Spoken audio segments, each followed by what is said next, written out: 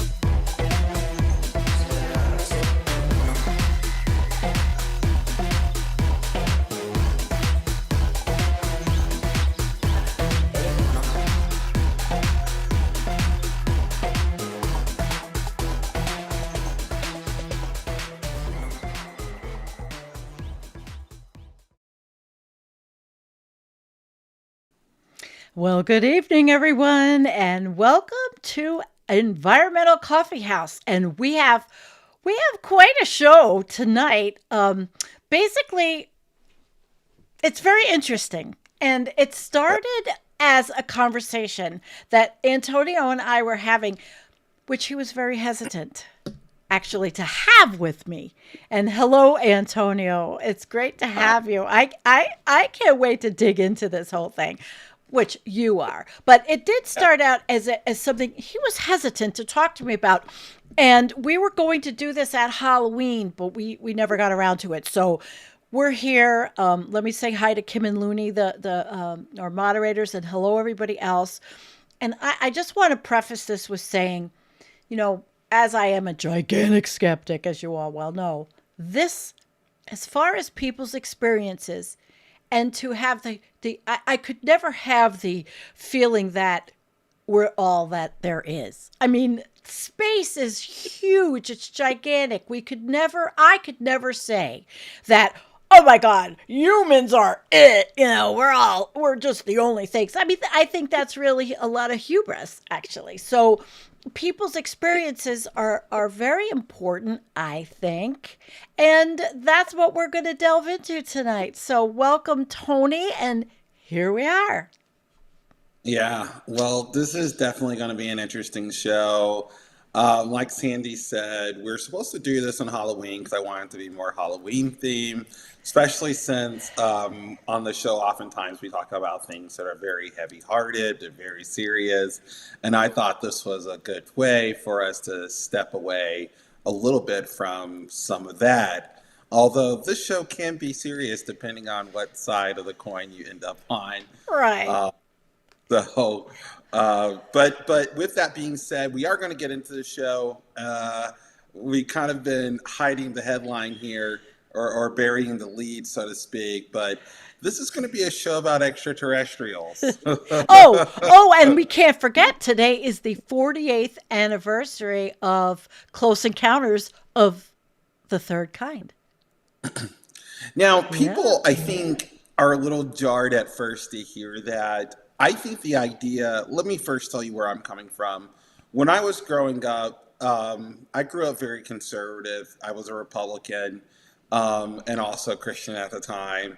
The idea of extraterrestrials to me, I accept it. Like the possibility that in our universe that there very well could be other intelligent life forms out there somewhere. But I absolutely rejected the idea that such life form in any capacity had come to Earth in any sense.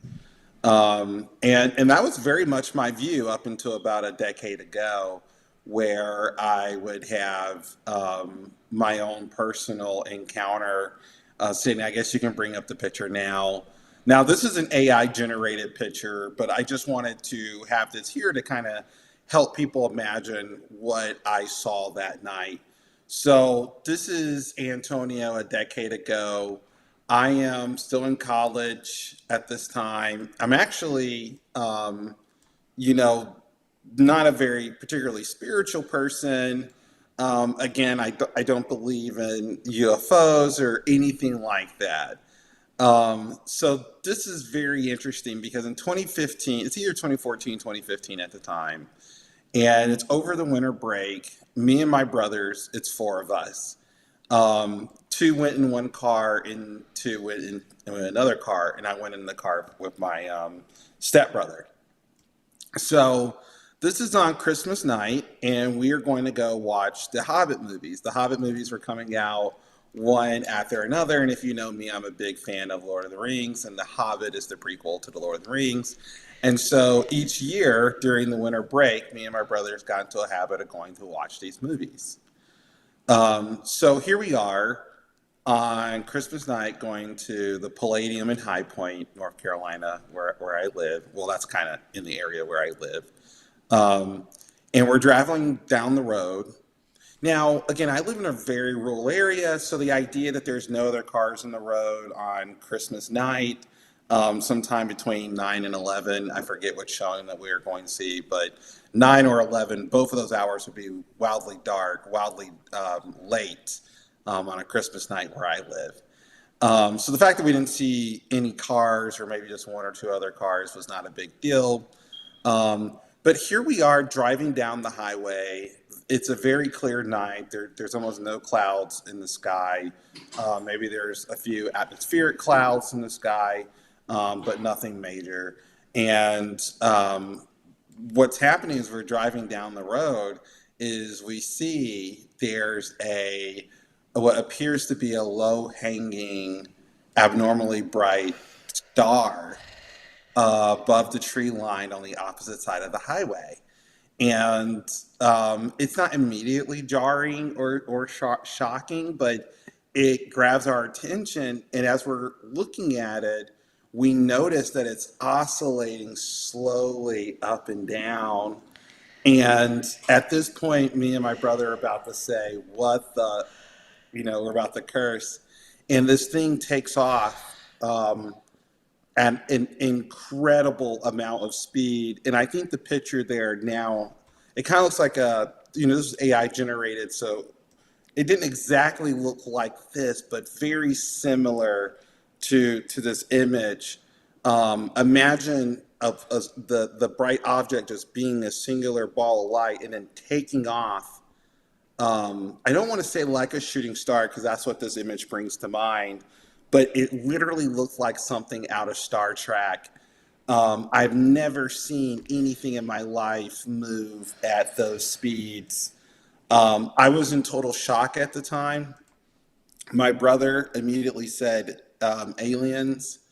I didn't say anything for the entirety, the rest of the car drive, because I was in such shock.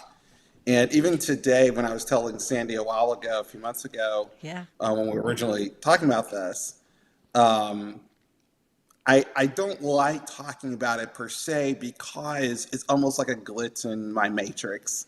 A glitch in your matrix. You're right. And if my brother wasn't there, I would have talked myself out of seeing what I saw. I would have simply explained it away as some sort of psychotic apparition due to maybe anxiety or stress or something.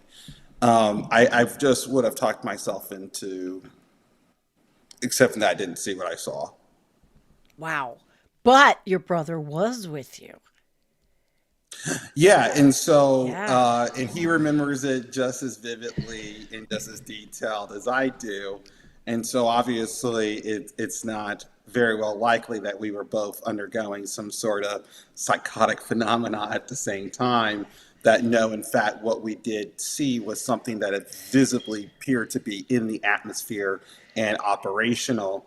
And when I think back about what exactly happened, when we were seeing this object originally, think about a radio tower off in the distance. Mm-hmm. When you see a radio tower off in the distance, notice that there's angular direction, that as you move closer to the object, you get more and more aligned with it. But the angular direction never changed when we were approaching this object. And that would suggest that the object was moving alongside or a like speed with us, which was very interesting to think about, because that means this object was very well likely to have recognized us before we recognized it, right? It has the bird eye view. The light was not so abnormally bright that we would immediately notice it, but it was Right. bright enough that, once it came into our peripheral view, we would notice it. And it appeared, as I said, because there was no change in angular direction, it appeared to be keeping up with us in our vehicle. And once we noticed it, it just happened to take off like nobody's business, as we'd say in the South. Like nobody's business. Kiss my grits. And it really kind of made me think, what if it knew that we became conscious of it? Now, if you're looking at the vehicle at night, just like you're looking at this vehicle in the picture, you can't tell if those people in the vehicle are necessarily conscious of the object in the sky. You just assume they are. Why did the object oscillate up and down, appear to be moving alongside us? And when we noticed it, why did it take off the way that it did? I Right? don't know, obviously. Did you Right. guys did you guys have any way of trying to figure out what was in the area with back then 10 years ago? Space flight. I mean, 10 years ago we didn't have Starlink up there, but there were satellites, but Well, 10 years ago, we did have early Starlink. I've actually seen Starlink, the yeah, satellite array. They look nothing like, and this nothing is like why this. this scared me, because I thought, and I live in North Carolina. We have a lot of major premier hospitals down here. We also have a radar base that's not too far from my house, which is also interesting. So Oh, I'm very familiar with actually seeing military vehicles, particularly helicopters, and also hospital vehicles, helicopters, and things of that nature. Now, this was not. It did not look like a helicopter spotlight at all, and nor did it have normal FAA lights on it. Those are the blinking green and red lights that you would typically associate with commercial craft and things like that. It didn't have that. This light was a solid light, but it wasn't like aimed, like a beam like you would see in a spotlight. right. It just appeared, like I say, a bright star almost, oscillating slowly up and down as it appeared to keep speed with us, up until the point that we kind of locked eyes, so to speak, with it, and it took off. And the way that it moved, even the oscillation, is not typical of any aircraft I've ever seen. A drone, a Even helicopter, drones. Okay. not a commercial craft. Although the oscillation in the moving was probably most similar to maybe some sort of technical device that humans can make. But certainly when it took off, I can't even think of a platform that could move that fast. And we just recently saw with the provocation from Israel and Iran, we saw in many of those videotapes hypersonic weapons that were filled. And you can clearly see those hypersonic weapons as they're moving. And and they're moving very, very fast. This thing had to be moving even faster than that. And plus, hypersonic weapons they're not possible of going car speed and then just accelerating. And notice when you watch those videos of how bright the boosters were behind those hypersonic, we didn't see that. The object didn't become more bright when it took off, which would mean that some type of exhaust was being released as it was moving forward, being propelled. We didn't see anything like that. And again, with those hypersonic weapons, another thing that you noticed, the characteristic was the sonic boom that would occur as these things were coming. There was no sonic boom that was associated with this object. Um, so it quickly began in my mind to create a mental fissure because I really did see this object. I had a witness see this object, and it has functioned and performed in ways that are not explicable. Um, it really is. And again, I have some like knowledge. I've actually seen satellites in space because I go hiking and you're in certified dark zones, so you can actually see what satellites look like in low Earth orbit. Again, the way that this thing maneuvered, there's just simply no explanation for this. Time and time again, I've seen commercial craft in the night sky. Nothing moves like what this moved like. And like I say, the fact that this thing took off at such incredible speeds really pushes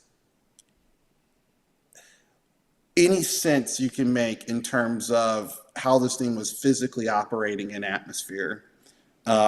Because we know that anything that moves at the speed of sound is going to create a sonic boom.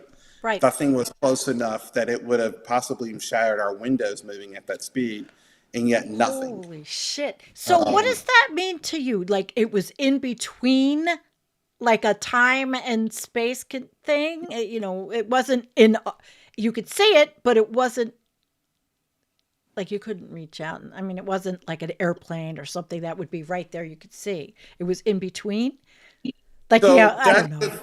right. Well, actually, no. That's a good line of thinking here, is because if it's not interacting, when we talk about airplanes, we talk about aerodynamics, Yeah. right? Yeah.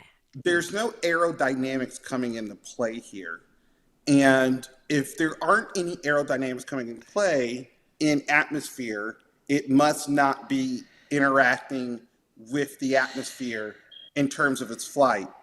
So the question then becomes, how then is it being suspended, in the atmosphere? Is it actually being suspended in the atmosphere? Is it even tangibly there?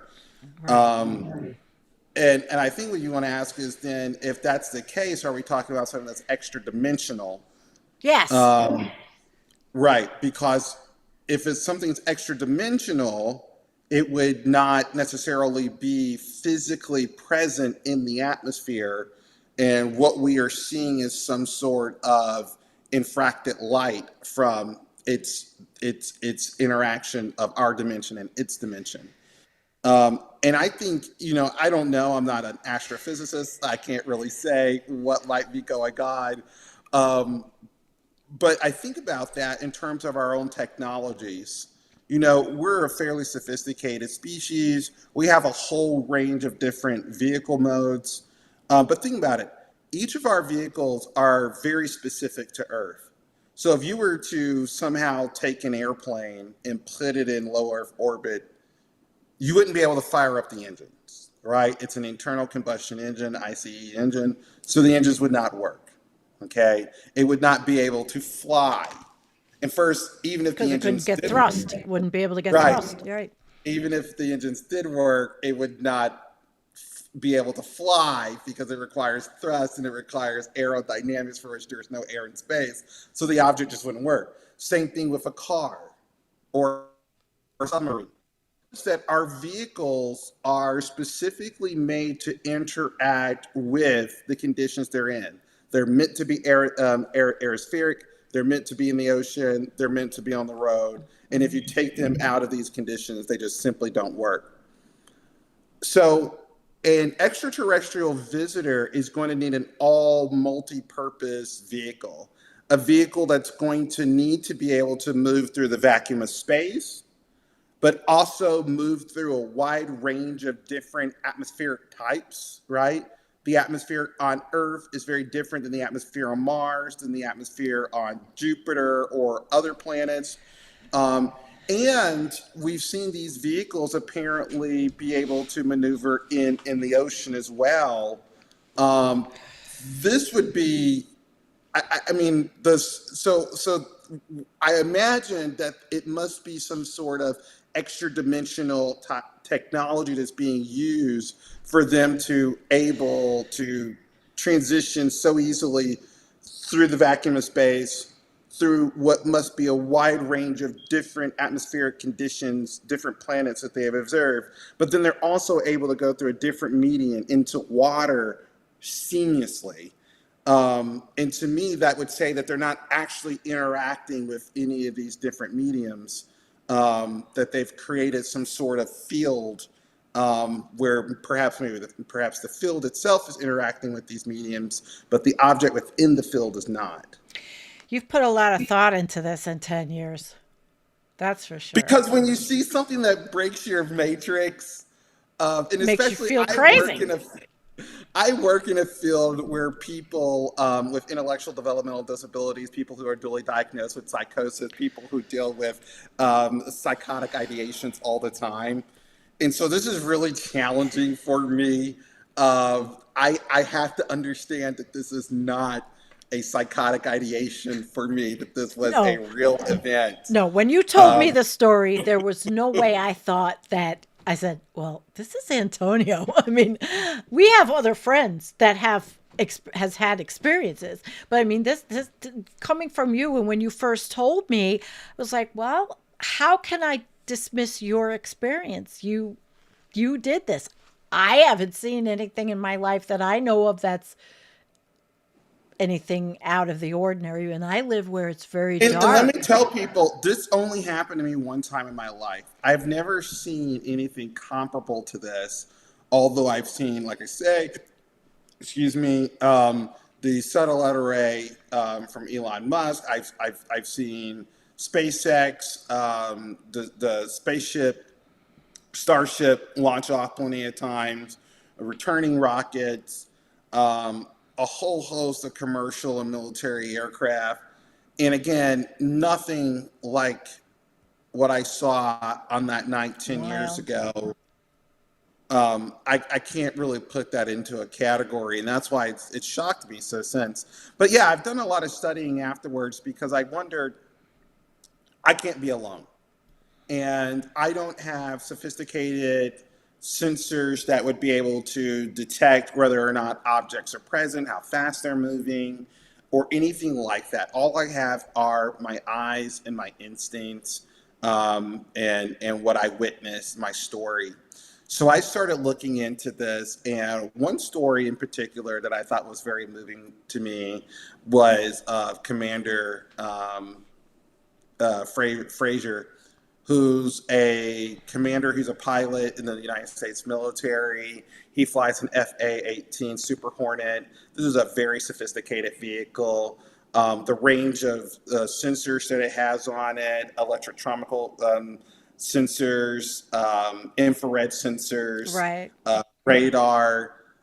These are very sophisticated technologies that are on board this vehicle. You had sent me the video, right?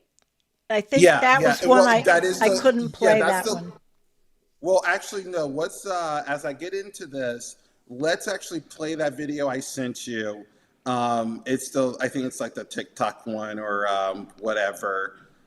Just so people can get a sense of what I'm talking about as we're getting into this. Okay. You want me to play it right now? Oh Okay. yeah, yeah. All right, I'll play it. The graphic you sent me. Hang on. I'll set it up.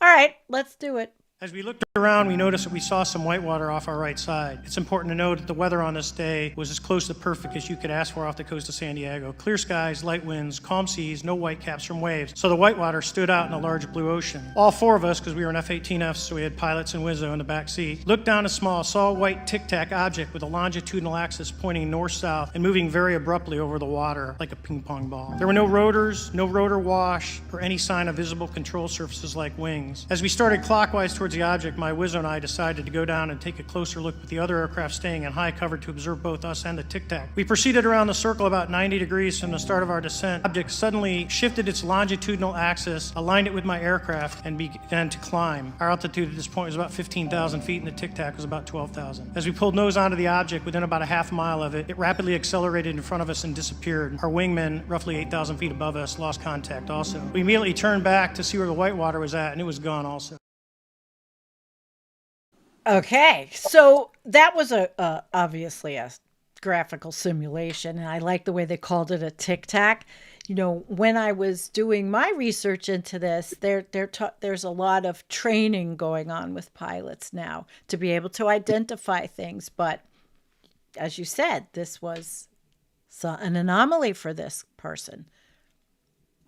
So, and it wasn't just Commander Fraze. There were four other pilots who were there as well.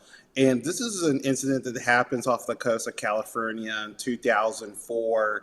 The USS Princeton is going to be the main craft that's there, the aircraft carrier that's there. They're flying F-18 Super Hornets, and it's two of them all together, and they're flying out 60 miles off the coast.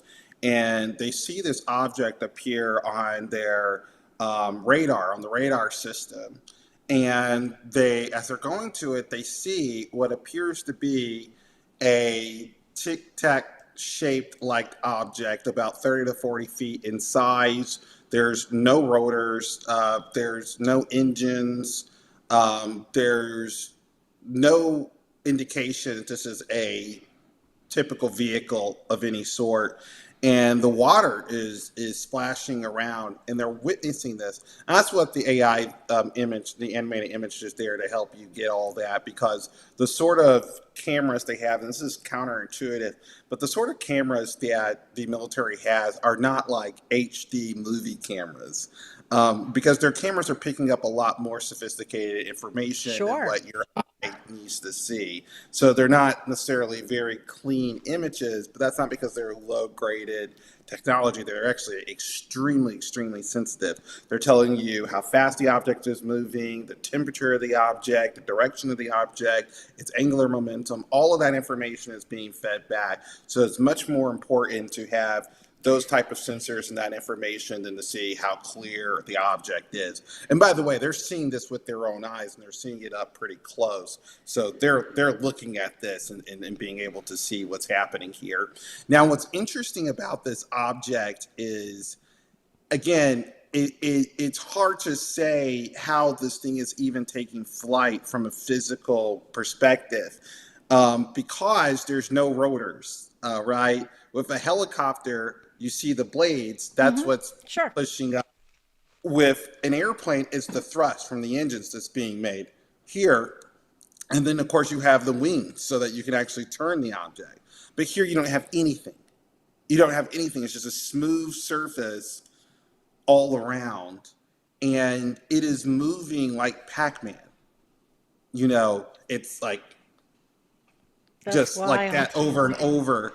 No object, again, that we have is able to do anything like that. Not a missile, not a rocket, not a jetliner, not a drone. Nothing does. You mean not a Chinese balloon sent over here to spy on us that nobody knew what it was? And that Hellfire missile, that really was a balloon, pretty much. That was not long ago shot down by the military. And it was a video that was released. And I think, didn't they have hearings? I don't pay attention to any of this stuff. So this was all new for me, this research. Yeah, and again, what was interesting about this object is that we're getting this on a host of different sensors. So this is being picked up on the SN1 spy radar by the Princeton. It's being picked up by the multiple jets that are out there. So this, whatever this thing is, it is really out there in the same sense that I am out here talking to Sandy in North Carolina and she's in New York. Right. That's how real this is right now. And the data here is superb. You can't really ask for better sensor data than ones that we have. And what they see is that as they're trying to get closer to this object, it's maintaining distance from them. So that means it's conscious, it's aware, right? It is aware of the pilots, it is aware that it's tracking them, and it's maintaining its distance and mirroring their flight pattern, okay? And when he just throws all the afterburners and goes after this thing, it takes off. He says it takes off so fast, it literally disappears out of their line of sight. And think about this. For an object to just, this is a jet. So this is one of the fastest vehicles humans have. And for something to pass this object and just disappear out of the line of sight within a second. I mean, think about that. Even when we watch rockets, you're able to watch the rocket take off from wherever in Florida. And it's just going up slowly and slowly and slowly, but actually it's reaching now hundreds or even thousands of miles per hour. And it's just moving so slowly. But here, this thing is booking it, really booking it. And what they found, that within less than a minute, this thing appeared back at their cap point 60 miles off the coast of California. And so this thing, within a single radar sweep, was able to move the distance of 60 miles, okay? And the radar sweep, that's when you're looking at the radar and it's like doing the little rotating thing. That's what's called a radar sweep. That only takes 3 to 4, that resolution only takes 3 to 4 seconds. Right. So this object is moving something like 50,000 miles an hour, okay, in atmosphere. That's not just, the speed of sound's like 700 miles an hour. That's not just blowing through the sound barrier. All right. I mean, I don't, like that's absolutely incredible. Do you know how often this has been reported or verified? Because I know I was watching Mick West, and I really like Mick West. He's a big debunker. He has his meta, what is it? I'll put the link in the channel, but I mean, he debunked chemtrails forever, and he does UFO explanations, and he does very good ones. But he has been saying, though, that a lot of this stuff, a lot of it is crap that's reported, but yet he says that it's really important to be able to have these reports, but good, accurate reports, because we need to know, but it doesn't do it doesn't do us any good when some people come forward for, whatever people make things up. Absolutely. And I would say, and that's why I'm keeping close to these military reports, because it's not just a certain commander or a certain private or something like that that's giving us his eyewitness testimony. These things were captured on some of the most sophisticated equipment known to man when it comes to sensor technology. Right. So we have to really wrestle. We have to really wrestle with that on a very granular level.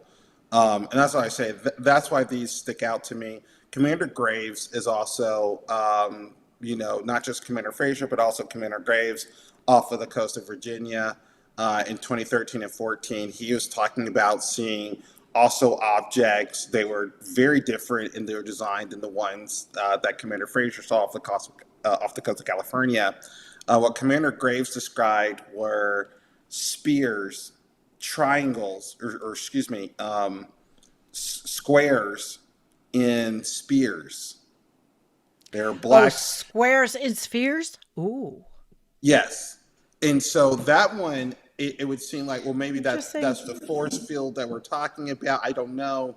But he says these things were flying in formation every day off of the Virginia coast. Yeah. So I don't know Right. what to say in terms of how often these things are reported. It does seem to me that the military has been aware of these objects for a very long time. We had a nuclear scare in the UK about 3 decades ago, in the 80s, that one of these objects flew over a nuclear armed facility. I read about that one. Yeah. Yes, was able to deactivate all of the nuclear technology there, and including the power. Um, so, so it seems to me that, and again, even when we were in the Korean War, during the Korean War, off the coast of California, again, they were testing these ballistic missiles, Yeah. and as they're testing, they're filming this, and an object comes into the field of view of the camera, and it's circular. It goes right around, like around the missile. As the missile's in mid-flight, it is literally flying around, doing a circle around the missile in mid-flight, and shoots out what appears to be a laser beam, but it doesn't destroy the missile. It just appears to be reading the missile. And this is something that the United States military, apparently, the UK military as well, has been aware of, and I think that other governments around the world are also aware of. But because these objects are not causing any direct damage, um, We we don't know don't what know. they are. I mean, We we don't know are what they not, we're are. not technologically sophisticated enough to know what they are yet. And we may never be because we're going to go extinct first anyway. All right. Sorry. Um, but also, to be a little bit more hypothetical here, I like to think about this as point of view from a historian. Okay. So I don't think that if these things are actual aliens or representative of alien technologies or species, that should be that off-putting.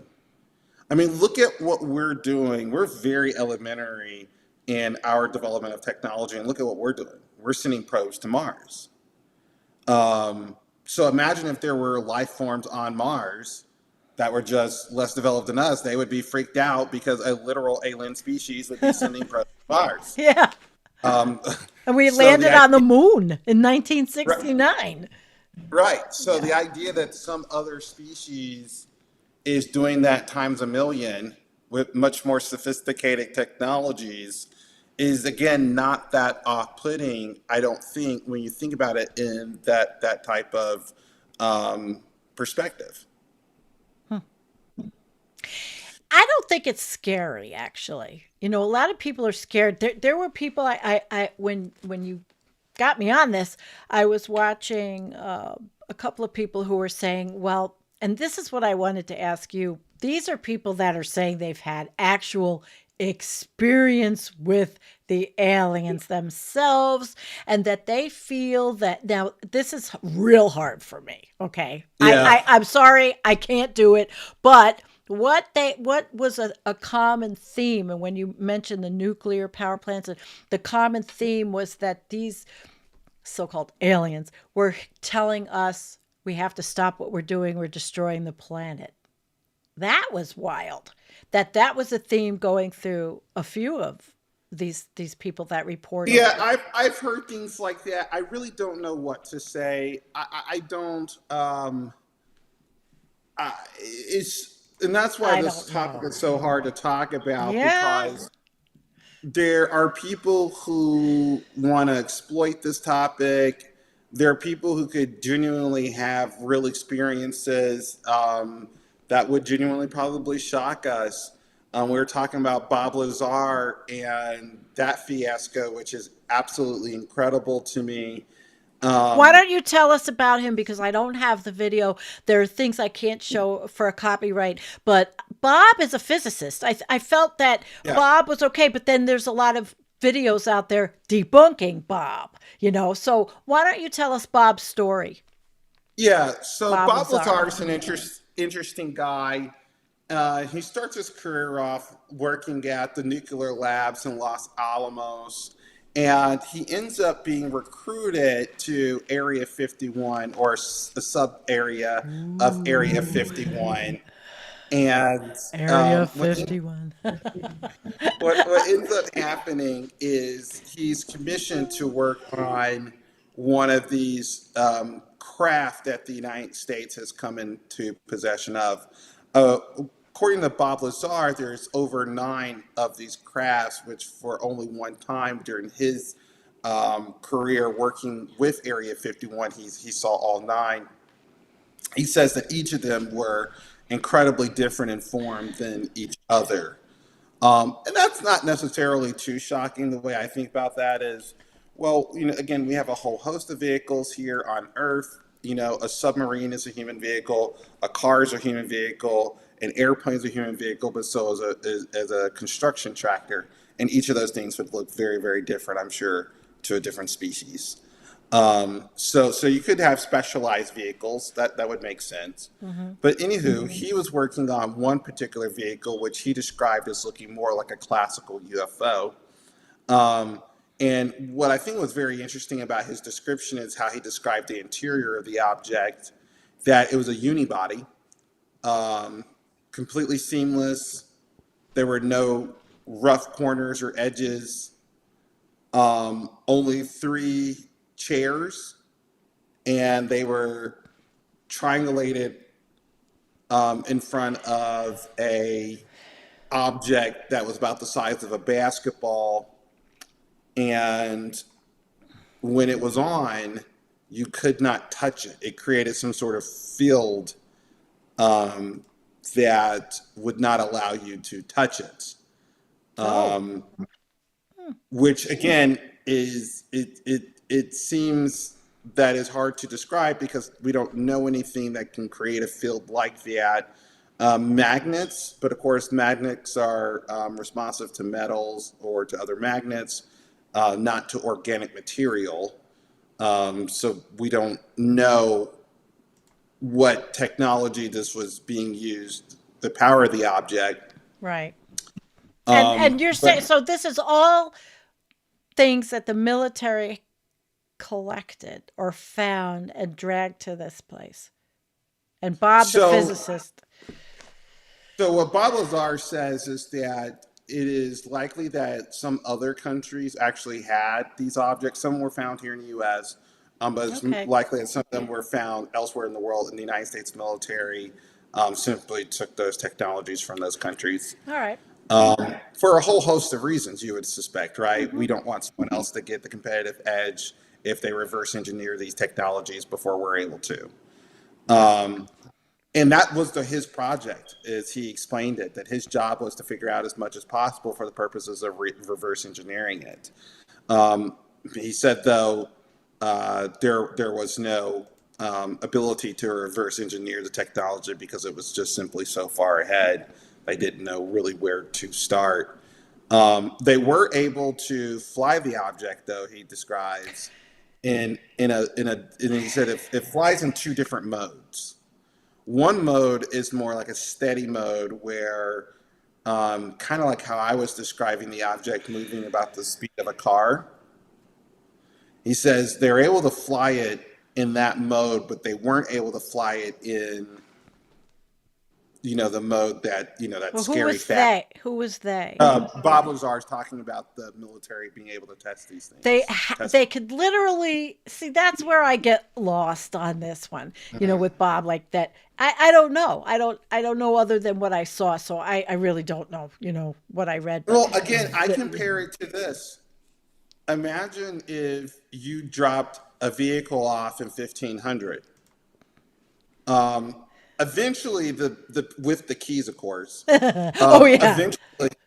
Eventually, the people are going to figure out that you can probably stick the key in the ignition and crank it, and something will happen, and figure out how to drive the car. Now, they will have no idea how to reverse engineer the car. The gas that goes in. They won't know anything about that. Right. But they can eventually figure out how to move the object, and so that's kind of what. The analogy I would use here with Bob Lazar, that we probably did figure out how to move the object in this like slower fashion. We don't really know how to fly it per se. Okay. I think that that could be possible. And one of my friends pushed me and said, well, Antonio, think about this. If this species is this intelligent to even get here, right? And they have these intelligent crafts, how do they crash? That doesn't make any sense. That's what he said. Good question. And I said, well, you got to think about it from the perspective of a NASA mission planner. All right. So think about this. NASA mission planners create very expensive, very sophisticated objects all the time that they crash into different planets on purpose. Right? So Cassini, all of these like True. specialized satellites that we make in probes, they don't come back. I don't know if people realize that. They No. do not come back. They cost When a we lot see of money and they don't come back. Yeah. Right, and they're super sophisticated. They're some of the most sophisticated technologies that we have. And so already we have examples to show that very intelligent species do in fact create very complex objects and crash them on purpose. They crash. Yeah. So what that then means is, well, maybe they're not crashing the objects for the same reason, but that there could actually be an intelligent reason why intelligent species are crashing expensive objects. So we can't just dismiss that as, oh, well, that must be silly. They're so smart. Why would they crash? There could be a whole host of reasons why they crash.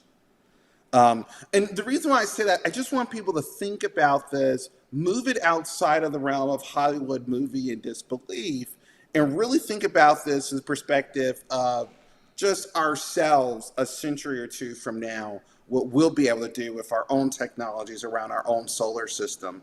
And then just keep on expanding that view to, well, what if there was a species that technologically developed over the course of not just a few hundred years, we've only been industrialized since 1750, causing the climate crisis.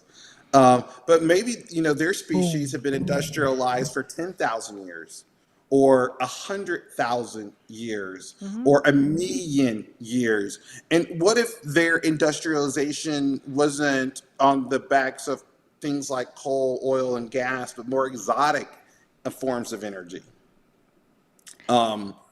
So it's hard to really think about these things because we're such a species in our infancy. Our civilization is only 10,000 years old. We've only begun writing in the last 3,000 to 4,000 years. So someone who has a 10,000 or 100,000 or 1,000,000 year head start on us, which by the way, in terms of the universe, those time spans are nothing. Then they would have, they would demonstrate technologies well beyond anything that we have. It's interesting. Makes me feel like you could definitely maybe write on this topic. You put a lot of thought in, but you could write on so many topics. You put a lot of thought into this though. But it is interesting. Of course I'm not going to sit here and say, well, that's not possible. How the hell do I know? I don't know. What I don't like are the people that use these kinds of things for the bullshit, the grifters, the liars. I don't like those people. You can tell the difference, and they're debunked all the time. But there are things that are not debunked. And like Mick said when I was watching him, how he said it's very important for these reports to be made, but not Well, and I would bullshit say reports. that out of all the reports, we're only talking about something like 2% that are going to be creditable. Right. But of those 2%, Okay. what is really going on? Okay. And I don't think that it's outside of the question to ask, even into our deep No. histories. Some of these apparitions that we see in our religions, I want to ask myself, are these extraterrestrial experiences that ancient peoples may have had? I think about the chariot. I think about the chariot of Elijah that's described in the Bible. And right, exactly. I think about the chariot that's described, the Elijah's chariot, which is this fiery chariot going up into the heavens. And I think about, well, what would the ancient Jews have said if they saw a space rocket launch off today? Were they tripping on something? I Well, mean, you know, I have seen things on LSD. sure. I mean, but again, you have to ask yourself, is it a possibility? Yeah, Um, that what they're encountering are some things that perhaps we've seen in our own time, in our own day. sure. Uh, so I don't know. It's something to think about. I'm not committed one way or the other. I do think that extraterrestrial life exists. Did you mean And I'm Ezekiel and not Elijah? That's what Sam is asking you. Oh. Yes, Ezekiel. Yes, Oh. I'm sorry. Oh, he caught it. Wow. Sam, I'm Yeah. impressed. Well, we won't flush Um, Sam tonight. that I will say that was a very interesting spelling of Ezekiel, though. Wow, shit. uh, but okay. Okay. All right, continue on, and then we're going to do everybody's wanting to talk to you about this. I got a lot of things I put stars on, so this is cool. So yeah, I mean, again, that's all I really want to say on this topic. My personal story, a couple of the military stories that coincide with things that I've seen. I do think it's very interesting. I think it's time that we kind of bring this out. In terms of what the United States military is doing, releasing UFO files, that whole thing, that's a gamut. I don't know how much I trust that. I think I it's a don't know. diversion because there's so much Yeah. going on. Come on. I mean, that'll just have us chasing our tails Yeah. so that we're not seeing the other real serious things that they're doing, that they are doing. They'll say, okay, let's give them these snippets of all this UFO stuff because then they're busy doing that while we're going to bomb the shit and steal everything from Venezuela or whatever the hell the military's And doing then also the under Pete military, Hegseth. and then also the military also has reasons to propagandize the alien threat as well. So that way we can develop more sophisticated military technologies just in case these individuals, these extraterrestrial beings become hostile, which would be incredible, right? They haven't been hostile in the last 10,000 years, but the United States military, an institution that's only a few hundred years old, well, they determined that the extraterrestrials are hostile. So What if there is no hostility? And what if there is no hate? What if they don't any other being doesn't have the same kind of, we're ascribing emotions that we have.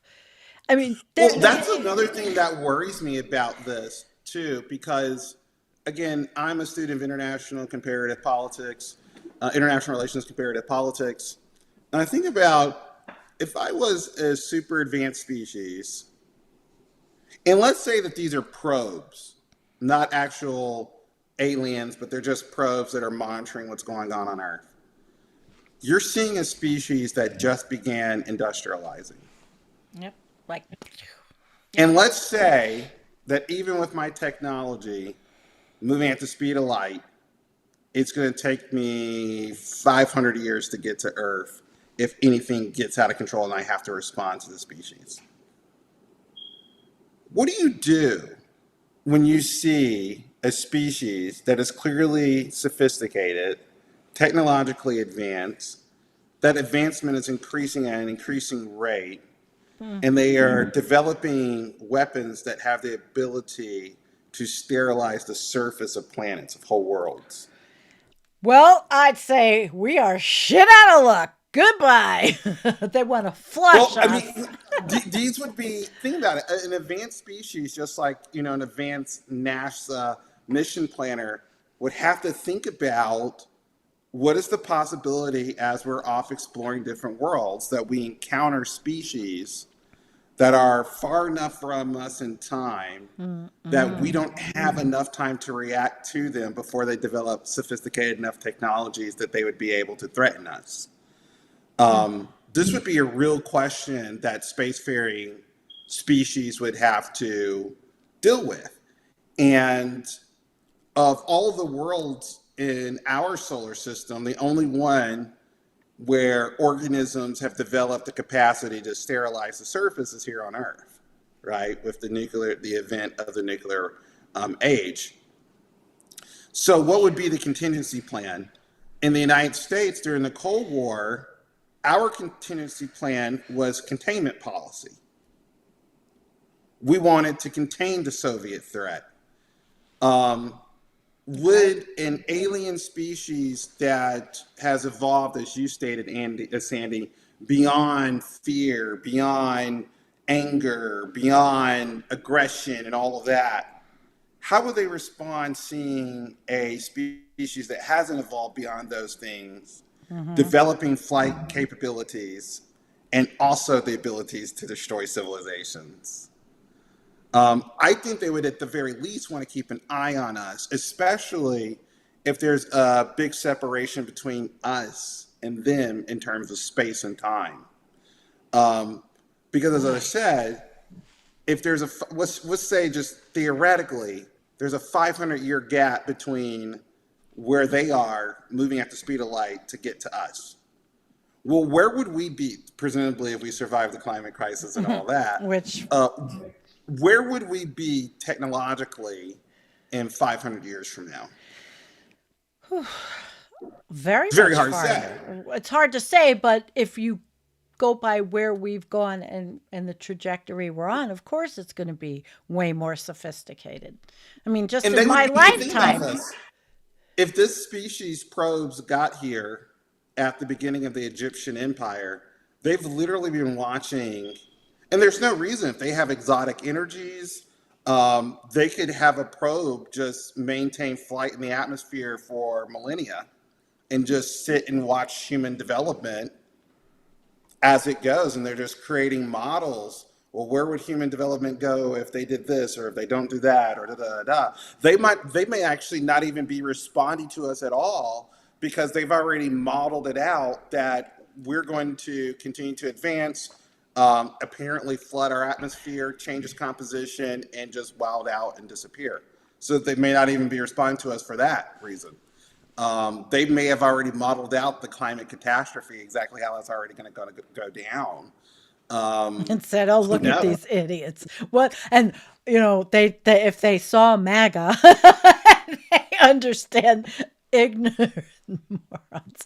Well, that's another thing. We're just broadcasting out. Well, not really.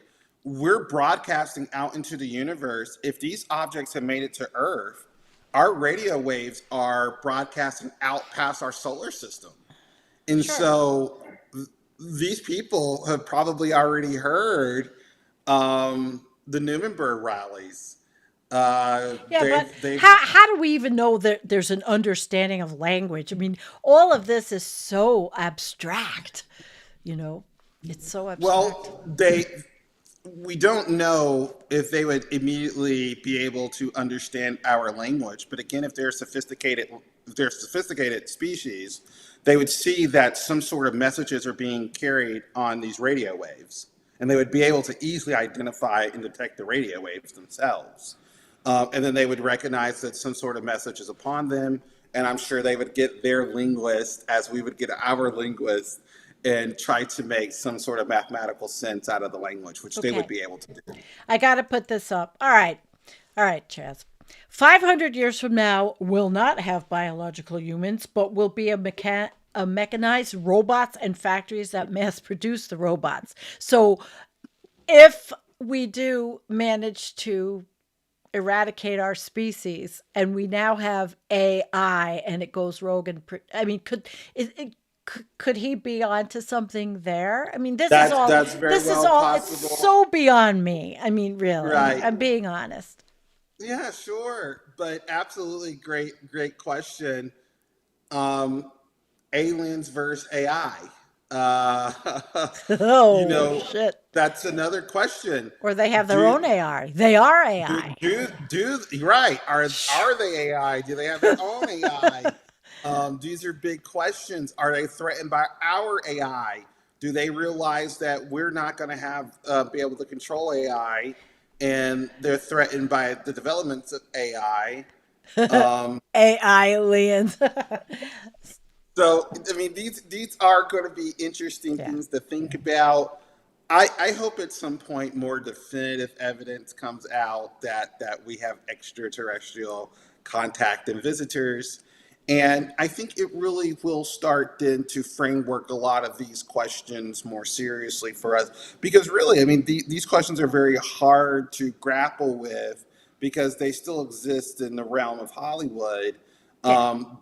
But even quickly in our own time, AI used to exist in the realm of Hollywood, and it's here. Goddamn, And color TV used to exist in the realm of right, Hollywood. Yeah. and at least with AI, regardless of what you think about the UFOs, AI is a form of alien intelligence. It's a sort of intelligence that we're creating, and it doesn't have an evolutionary legacy like our intelligence does, right? And that's an entirely different platform than the one that the human intelligence that we use has come to know. What does it mean to create a highly intelligent individual that has no evolutionary history, has no sense or context of self and place? Um, I don't know. These are going to be interesting questions because, in a lot of ways, regardless if the UFOs make contact with us, our first contact with an alien species will be the one that we create, the AI. And it is a question, will we survive that first Yeah, contact? because AI is an alien species. You know, the if it becomes to where people are already sitting at home talking to their computers, having conversations back and forth with AI. Yeah. All right, let's. I have a everybody's. This is going fast. So let me first of all, Sam had said Christmas night. I think Rudolph was a night late. That was from the beginning. Okay. Yeah. I mean, everybody's going to have a little fun with this too. I mean, how could we not? You know, it's all right. Sure. Now, Poppy is very skeptical. She's like me, but she's saying, well, why is this a conversation? We've destroyed the world that sustained us, that sustains us. And for me to quickly answer this, remember that Antonio is decades younger. And so why wouldn't it be a question for him? You know, but how would you answer that? Why is this a question or conversation? Well, to me, it's just interesting um, because I had this very real experience, Yeah. right? If I didn't have that experience, this deflection would not be a conversation. So conversations are shaped by the lives we live. Yeah, You our know, old world experience, our worldview. That's what I and, try to tell everybody, and and for everybody has a different me, one. this experience enabled me to think about this in a way that I probably wouldn't have. And I did immediately think, well, if these aliens are here and they're really this smart, then they're watching the climate crisis unfold like we are. And I'm thinking to myself, are they doing that? Is it a possibility they're going to come in and help us? Poppy. Which I don't think. Um, are they going to study what happens to an advanced civilization that destroys its atmosphere, destroys its own ecology, its own biosphere, and they're just like objective historians writing down what happens in a scenario like that in a sort of cold, callous way? Um, Like Chaz says again, don't forget, even without AI, humans have so poisoned our planet that we don't need AI to destroy us. Humans will destroy our environment, are doing it all on our own. I mean, we've been talking right. about this for So, years. so that is what interests me from a broader perspective is how would another species understand what we're doing to ourselves? you know. Very Um, interesting. and I think that's something to wrestle with because if it is true, I mean, of course we're going to be gone, but damn, we're going to go down in the history of species where we killed ourselves. Um, it's very Yes, disappointing. it is. It's very disconcerting. We're And living you through know it. what? It's one thing to kill yourself when you're alone. It's quite another to kill yourself in front of others. Yeah, Tony, are you still a doomer? Yes, I mean I don't think the aliens are going to come and save us.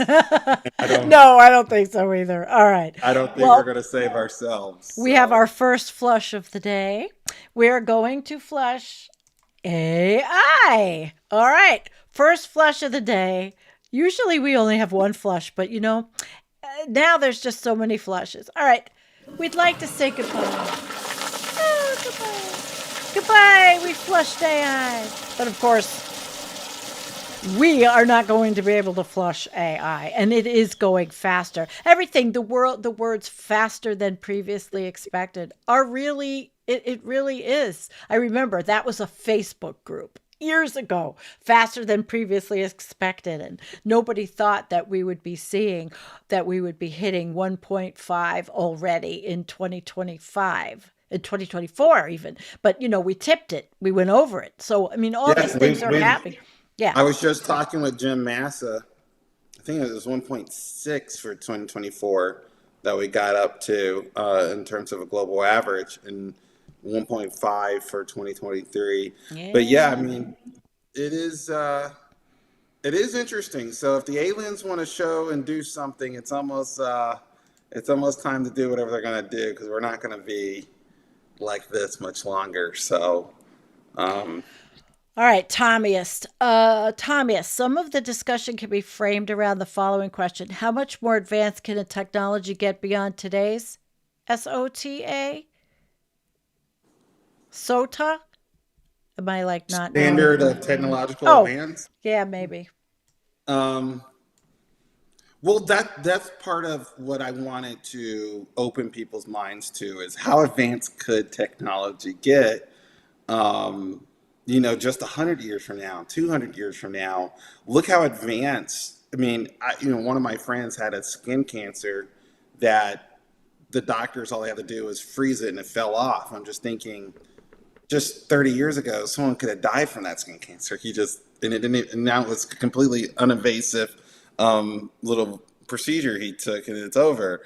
Um, but so many advances that we've made. Sorry.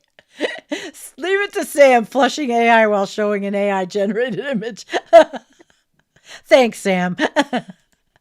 He can mess with us. See, we all three know each other personally, so it's fun. All right. Sorry. I didn't mean to interrupt. Go ahead. Um, but yeah, I mean, I don't know how far technology will go. All I do know is that throughout human civilization, there have been times of great technological advance, slowdowns, regressions, and then explosions in technological advance. And we are living in a series of explosions of technological advances that really got initiated by the Industrial Revolution. Um, and so we are, I think, the most advanced by far that we've ever been as a species. And we really didn't have the capacity to understand all the implications of the advances we made, but not just physical advances, but also social advances, conceptual advances. Look at the integration between physical and social concepts like social media. It's a physical object that we all have to get onto to access it, right? But it lives in a virtual space, which can very much impact how we feel about ourselves, each other, the world around us. So it's very tangible and intangible at the same time. And so it's really difficult to determine what technologies will come online, how they'll come online, how they'll proliferate, how they'll impact us, and then what tributary technologies will come from that. Um, when I first got on the internet in the 90s, I didn't foresee MySpace and Facebook and all these things. Right. The internet was a very different place before 2004, 2005. Um, Today, and it increasingly becomes more sophisticated, more difficult, and a lot of the things that happen with the internet, you can't even see, like the algorithms that drive what you see and when you see it and how often you see something. Right. Um, so it's hard to say what the technological road will look like even 50 years from now. Do you think Johann Rockström came out from Potsdam, and climate scientist extraordinaire, and he said, if we don't basically, we need carbon capture. If we don't capture what carbon's been in our atmosphere already, I guess game's over. Do you see that happening in this technological time frame that we're in? So, I was talking with Jim Massa. I think what's going to end up happening in this century is that the United States will continue to lose its prestige, and China will place the United States as the global hegemon. China is a lot more aggressive, a lot more progressive when it comes to weather modification, geographical modifications, and I'm sure what's going to be geoengineering as well. And again, I don't know exactly what will be the implications of all that, but the Chinese, especially when they take the mantle of being the global hegemon, I think they're going to be a lot more open to engaging in widespread geoengineering. And some of that's going to be carbon dioxide removal, but also I think a lot more exotic frameworks are going to be explored as well. Bella, oil and gas facilities will soon be charged for releasing methane, but technologies to capture the potent greenhouse gas are still relatively new and untested. And there we go. But we say, but do we even have time? Well, that's why I think what's more likely going to happen is that, because the Chinese, again, are a lot more serious about this than we are. What I think is likely to happen is that once global average temperatures break over 2 degrees on a decadal average, and that will be horrific, governments will be pressured to start the geoengineering projects, and those first projects will be global dimming, whatever we need to do, keep the global temperature down, stop it from going up. So we're going to engage in a mass intentional, because there's already an unintentional global dimming happening. Sure. We're going to engage in an intentional global dimming to maintain global average temperature. If we were to do that, we would need to begin taking down carbon dioxide and other greenhouse gases immediately, because at the point that the global dimming project fails, we'll have an immediate spike in our temperature that would be reflective of the new accumulated CO2 total in the atmosphere. Spend money on what we shouldn't do. How modern. Yeah, really. Well, the thing is, the amount of money, and it's also what I was telling Jim Massa, the amount of money to engage in these large-scale geoengineering projects is actually very minimal. Any government could take these budgets up. I mean, it's much, much smaller than the budgets for, let's say, Medicare or even the budgets for NASA right now. So these are things that could be done really with hundreds of millions of dollars, which are just pennies to governments. Even the low billions, still pennies to governments. All right, let's do some questions here that I might have tagged. Okay, and we can All right. wrap it up soon too. We Yeah. can do a couple of questions. Okay, Tommy, how long do you think intelligent technological civilizations last on average? This is the variable L in the Drake equation. So that's actually a really good question. I think, at least in terms of our own species, think about the climate crisis. There's nothing written in stone that we had to destroy our civilization by the climate crisis. I mean, if we've only took small steps decades ago, we would postpone the climate crisis potentially by hundreds of years. For example, just if we would have moved our transportation fleet away from fossil fuels, starting in the 70s and finished that project by the 90s, that would be a large chunk of our emissions that wouldn't be in the atmosphere. So we could certainly prolong, an industrialized advanced society a lot longer. It also depends on the culture of those societies. So if you have a totally reckless society like ours, where now we have plastic accumulating in our brains, well, that probably isn't going to last very long. But other species that are much more advanced and they figure out how to get off of their home worlds, well, if they get off of their home worlds, they're going to live for a very long time, regardless of how they end up treating their home world, right? Because then they'll just plunder resources somewhere else. Well, the billionaires are probably going to try to call and summon the aliens. Come get us from our bunkers. Well, and you see, that's kind of like what Elon Musk is doing, right? So we already see early signs of that the rich members of the species are going to try to relocate as they continue to destroy their home world. And, depend on when they do that in their technological advance, they're going to have varying degrees of success. If we do that, we're done. If we destroy Earth and try to go to Mars, we'll be dead. We'll be wrapped up on Mars in a year. We'll be gone. There's not, so that's the thing. It would take almost 500 to 1,000 years of more technological space advance before we're able to live on a place like Mars. Yeah, well, that ain't gonna happen. I want to answer this. This is this is our friend. All happy talk about Chinese progress as CPP propaganda. Do you think so? Because uh, um, this No, particular, because if it but this were, person is very well. I mean, he really does know his. no, I think this is one thing that I was telling Americans because, like I said, I have investments in China, and I kept on hearing this talk out of the United States that China's just basically paper mache. It's not real. It's all a facade. But in every instance, whether it be new nuclear technology, whether it be chemical battery technology, whether it be robotics or AI, they're making these breakthroughs. And so if they're making all these breakthroughs, you have to say, well, in some instance, it has to be real, or how are they making these breakthroughs? Okay.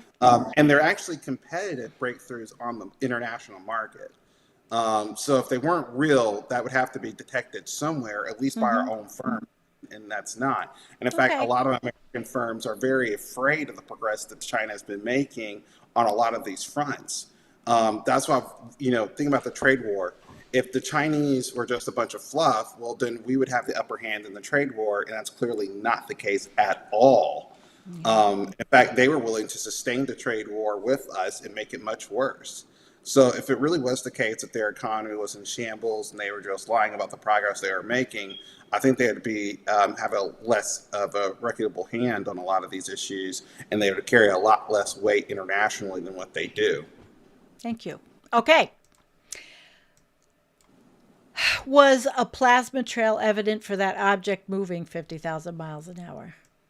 Well, again, I wouldn't be able to say because I was just this 22-year-old Antonio in my brother's car. We don't have any type of sensor array data Right. that would be able to discern what exactly was in the atmosphere at that time.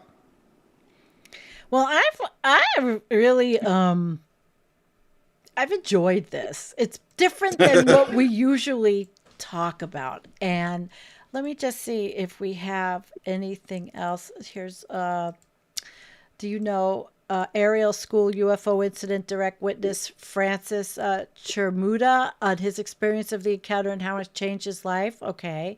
I did see I did see different things that I watched about children experiencing things, and it's just a very interesting, it's an interesting topic which I will probably leave alone. You can have it because you've had the experience. And I did find, by the way, I don't necessarily have to show it, but I did find an organization that is called the Experience Group, and they're a community for those who have experienced anomalous phenomena.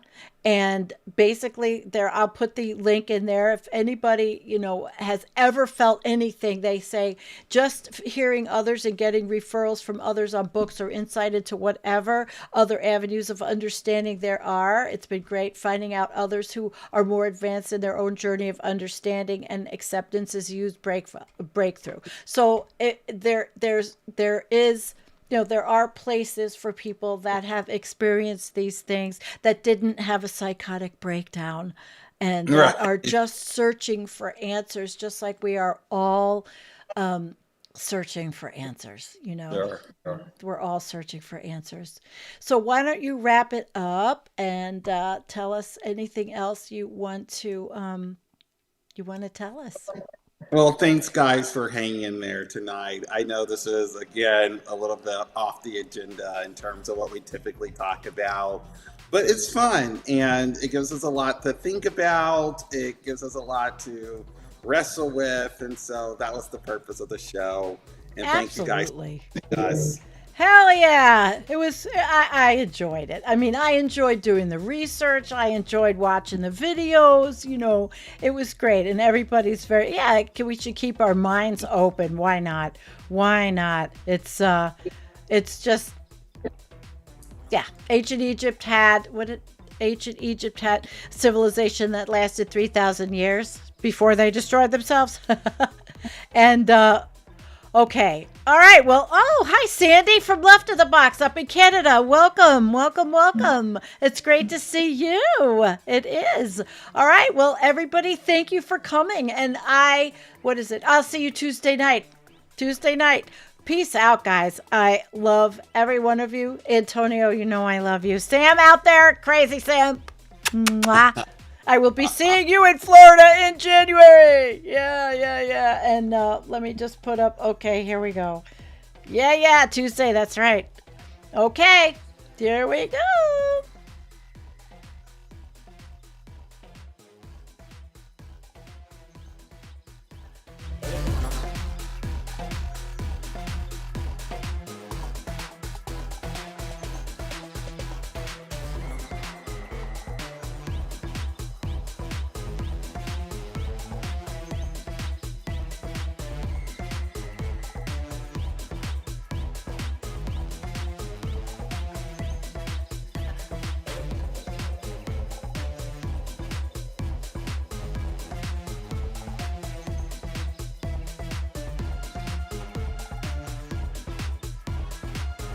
Ha ha ha!